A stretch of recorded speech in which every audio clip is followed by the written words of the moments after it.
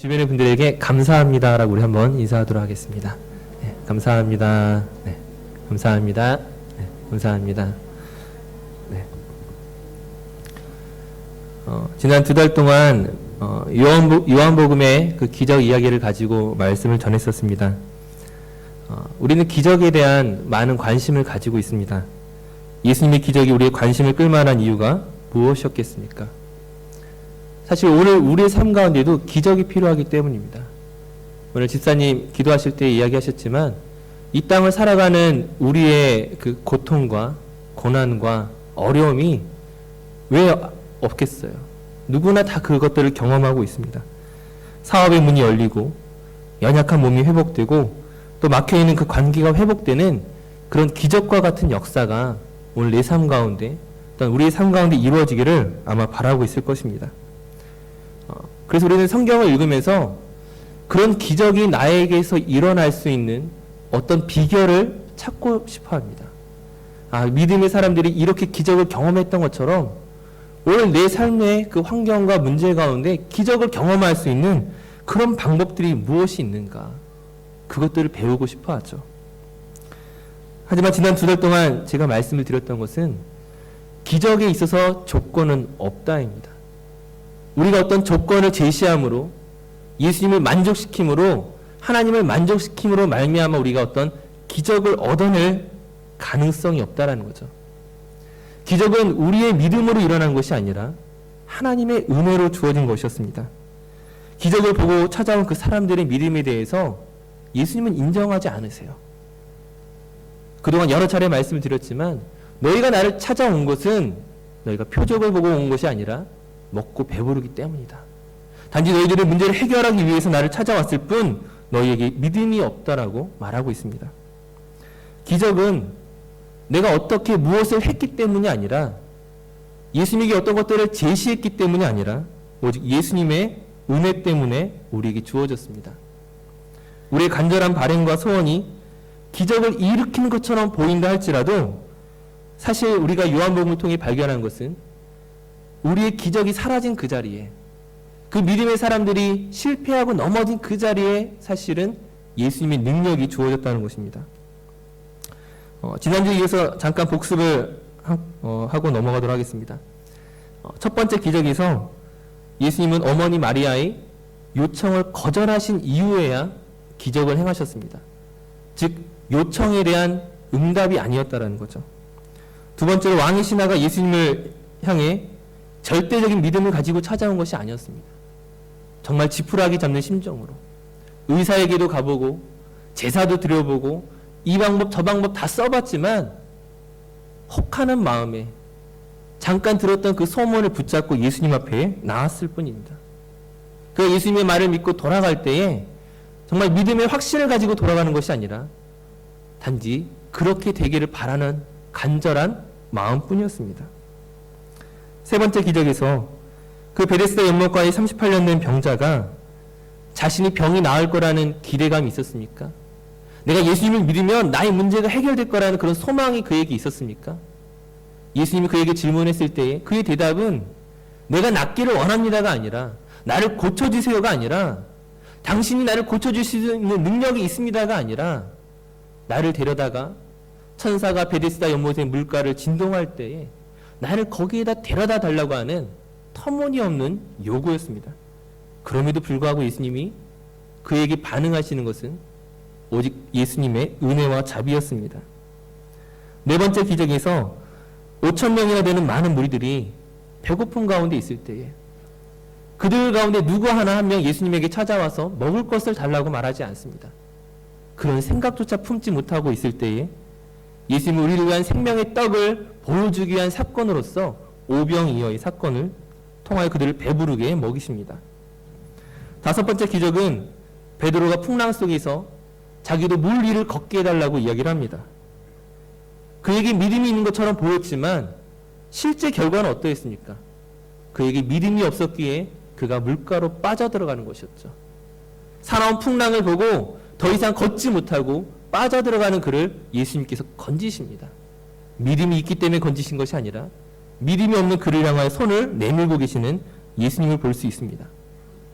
여섯 번째 기적에서 맹인으로 태어난 이 사람은 예수님이 지나가실 때 그 어떤 도움도 요청하지 않았습니다.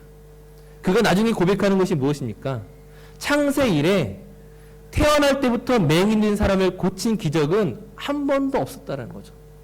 그렇기 때문에 자신이 나을 수 있을 거란 기대 자체를 단 한 번도 해보지 않았어요. 예수님이 수많은 병자를 고치시고 기적을 행하셨다는 이야기를 들었지만 그러나 창세 이래 나를 고칠 수 있는 사람은 없을 거라고 생각하고 있었죠.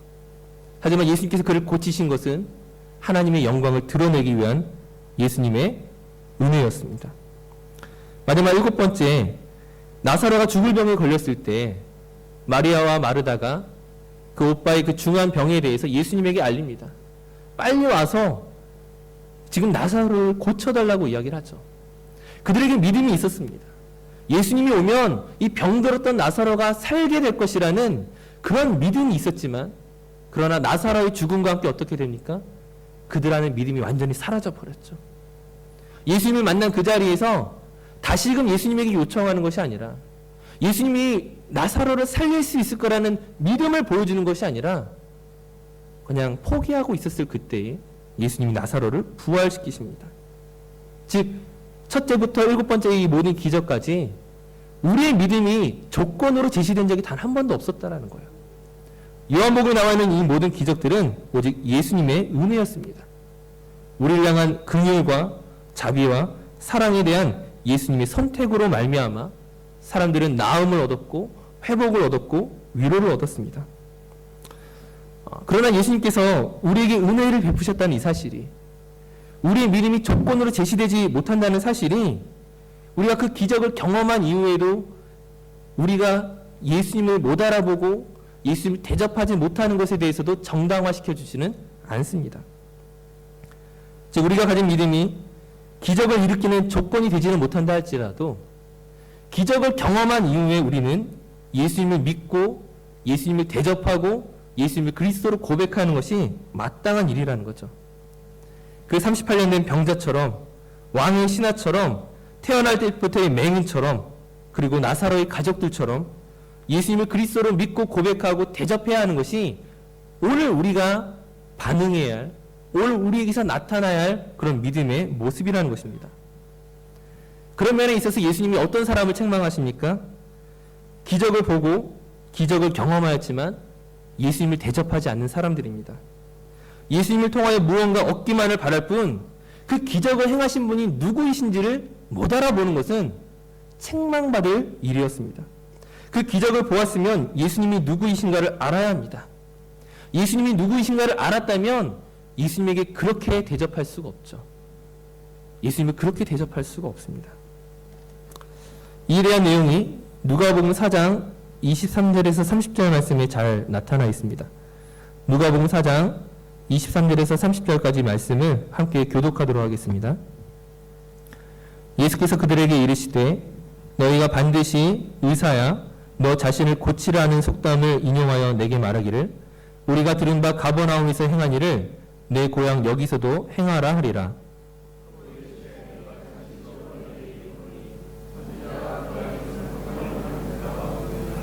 내가 참으로 너희에게 이르노니 엘리야 시대에 하늘이 3년 6개월간 닫히어 온 땅에 큰 흉년이 들었을 때에 이스라엘에 많은 과부가 있었을 때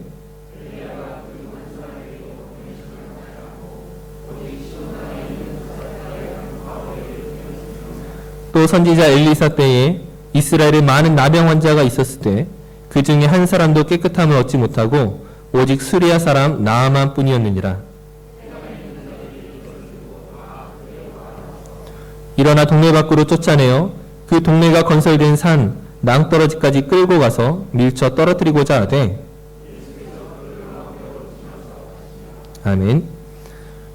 지금 읽었던 이 본문은 예수님께서 자신의 고향에서 배척당하시는 장면입니다. 이들은 예수님께서 다른 곳에서 행하셨던 그 기적을 우리에게도 보여주기를 원했습니다. 그들 가운데 누구는 그 기적을 본 사람도 있고 경험한 사람도 있었을 것입니다. 하지만 그들은 예수님을 그리스도로 대접하지 않습니다. 기적을 경험하였지만, 기적을 보았지만 예수님에 대한 정당한 대접을 하지 않고 있습니다. 오히려 그 마지막은 예수님을 죽이려고 하는 모습까지 보여주고 있습니다. 이처럼 기적을 보아도 예수님을 믿지 않는 이들에 대해서 예수님께서는 어떤 비유를 통하여 그들의 잘못을 지적하십니까? 바로 엘리야와 엘리사입니다. 엘리야와 엘리사가 기적을 통하여 자신들이 하나님의 선지자됨을 증명하였었습니다. 그러나 이스라엘의 흉년 때에 많은 과부들이 있었지만 이스라엘 과부들이 도움을 얻지 못하고 시돈 지역에 이방인 과부만이 은혜를 입었습니다. 이스라엘에 많은 나병 환자가 있었지만 아람의 나아만 장군만이 은혜를 입었습니다. 즉 택함을 받은 이스라엘이 아니라 오히려 이방인들이 하나님의 은혜를 경험하고 믿었던 것들을 이야기하고 있습니다. 즉 유대인들은 엘리야와 엘리사는 선지자라고 말하면서 오히려 이들 선지자보다 더 큰 놀라운 이적과 기적을 보여주신 그 예수님을 믿지 않는 것입니다. 그 예수님에 대해서 대접하지 않는 것이죠. 예수님이 행하신 기적은 우리의 믿음으로 나타난 것은 아니었지만 우리가 그 기적에 대해서 올바르게 반응하지 못했을 때에 그것은 무엇의 근거가 되는 것입니까? 심판의 근거가 된다는 것이죠. 누가복음 10장 13절에서 16절 말씀을 한 번 더 찾아보겠습니다. 누가복음 10장 13절에서 16절까지 함께 교독하겠습니다. 화 있을진저 고라시나 화 있을진저 베시다야 너에게 행한 모든 권능을 두로와 시돈에서 행하였더라면 그들이 벌써 베옷을 입고 제에 앉아 회개하였으리라. 가버나움아 내가 하늘에게까지 높아지겠느냐 음부에까지 낮아지리라.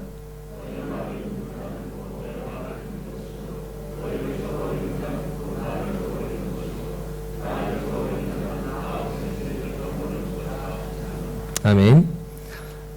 하나님께서 두로와 시돈을 구약시대에 심판하셨습니다. 예수님이 무엇이라고 말씀하십니까?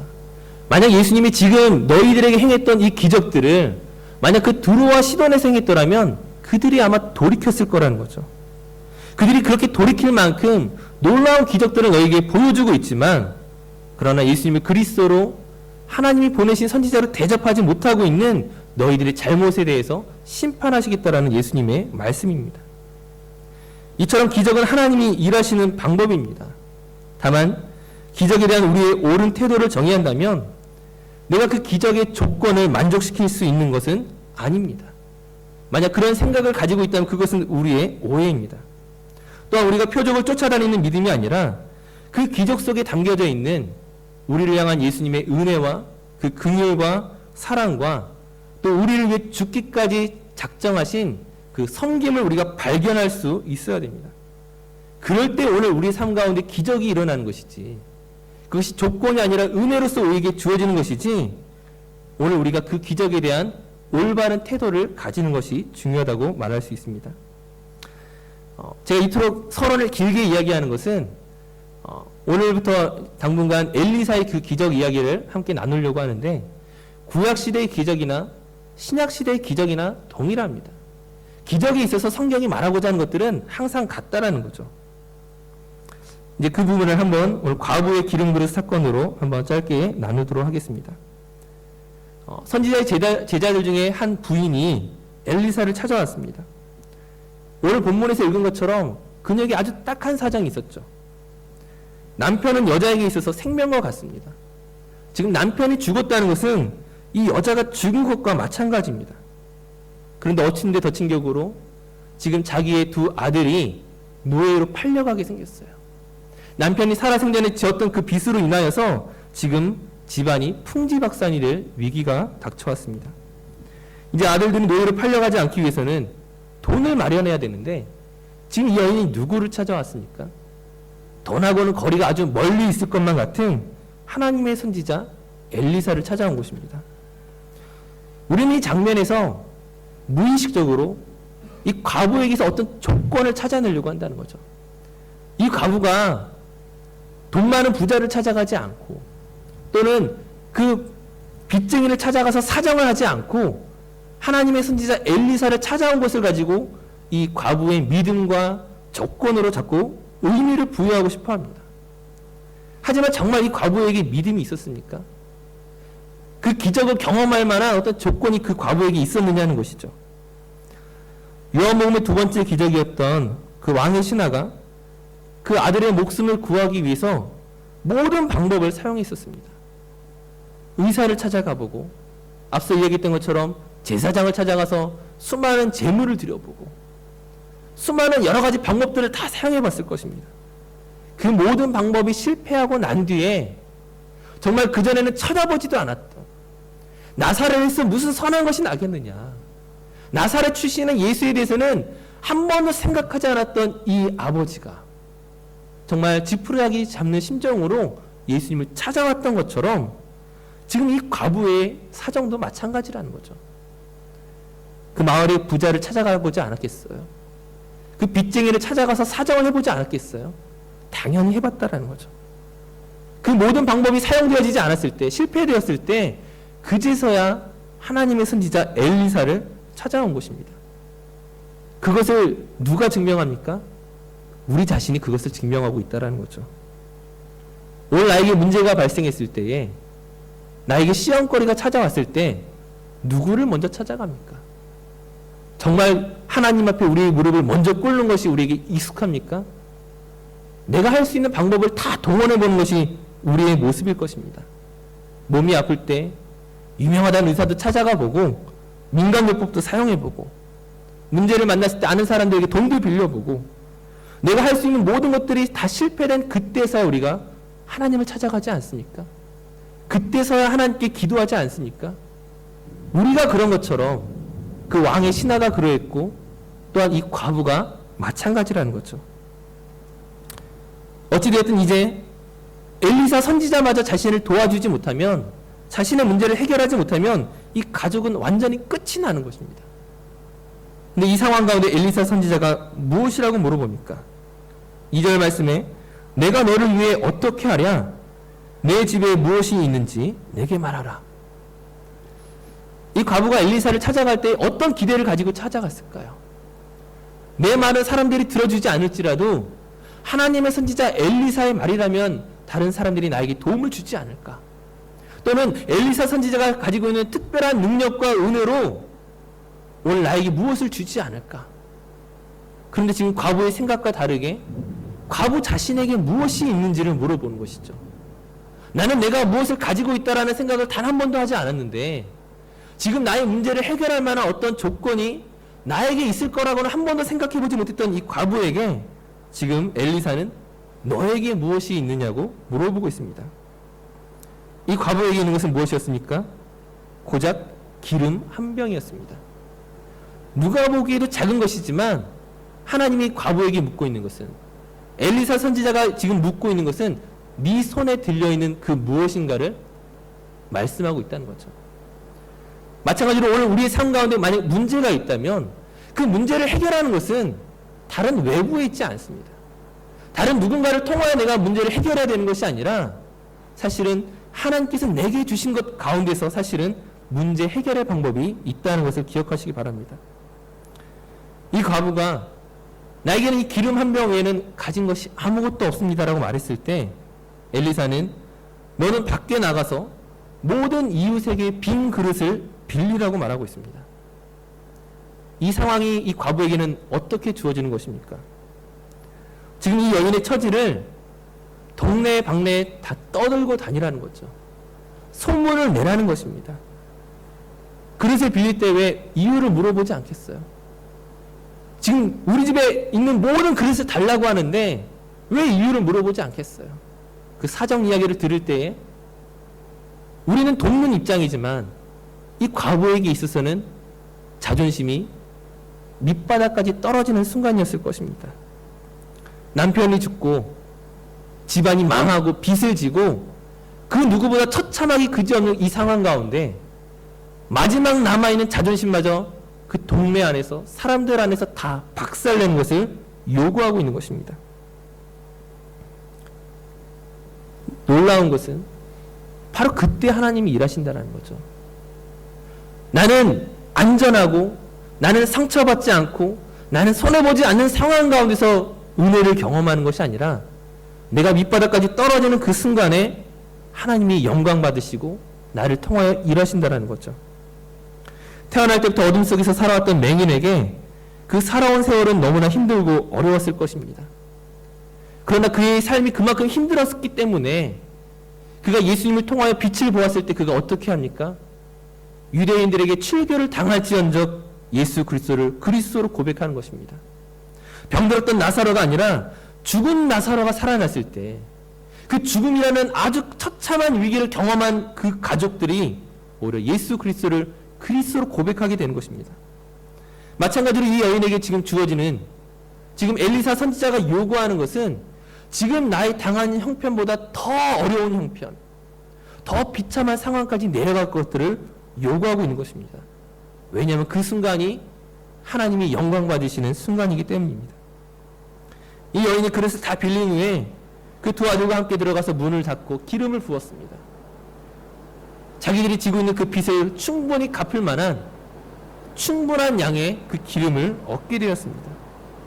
이 기적은 이 가정만의 기적이 아니라, 이 여인과 두 아들만의 기적이 아니라 그릇을 빌려주었던 모든 사람들이 하나님을 찬양하고 하나님께 영광 돌릴 수 있는 기적이 확장되어진 사건이었습니다.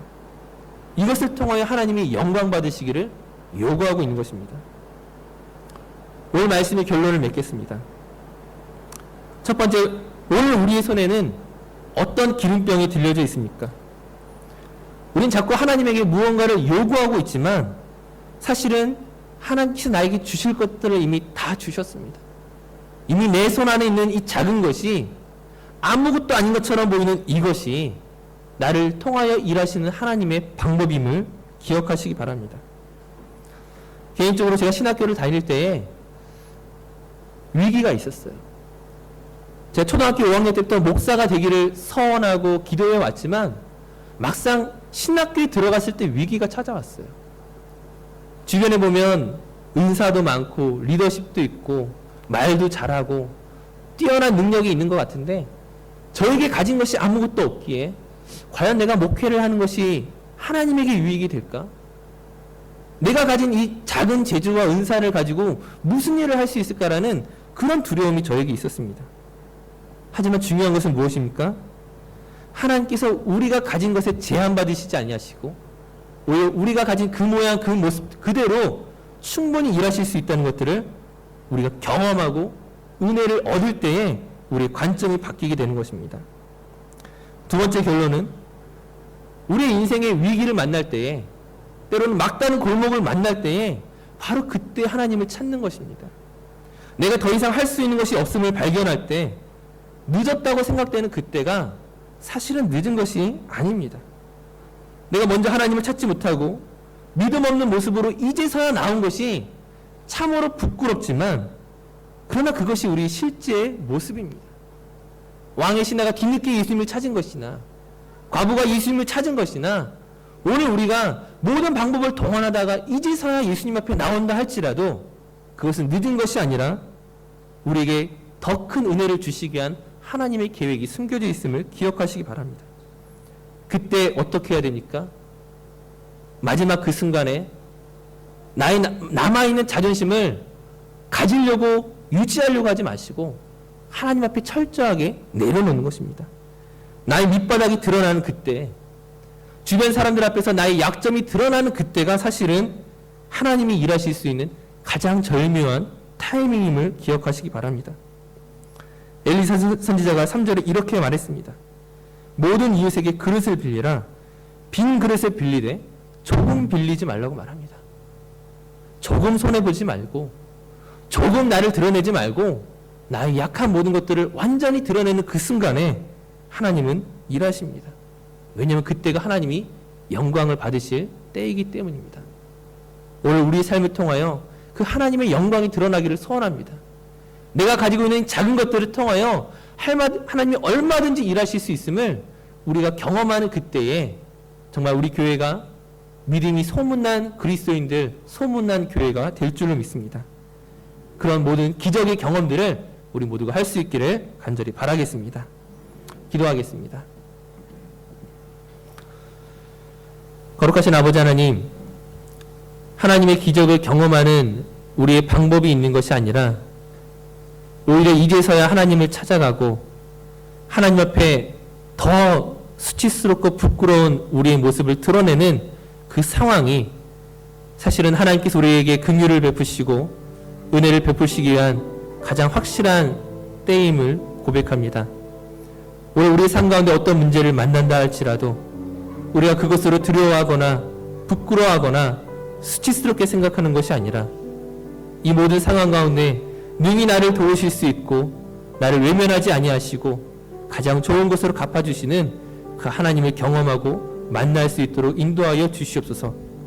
우리 성도들의 삶 가운데 때로는 시험을 만나고 위기를 만나는 그때에 우리가 함께 서로를 돕고 우리의 그릇을 빌려주며 그들을 세워줄 수 있는 우리 모든 성도들 되게 하여 주시옵소서. 감사드리며 예수님의 이름으로 기도드립니다.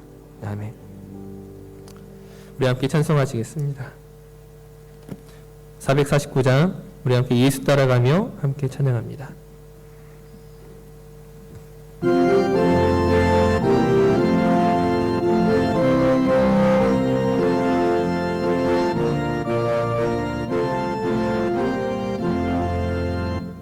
예수 따라가며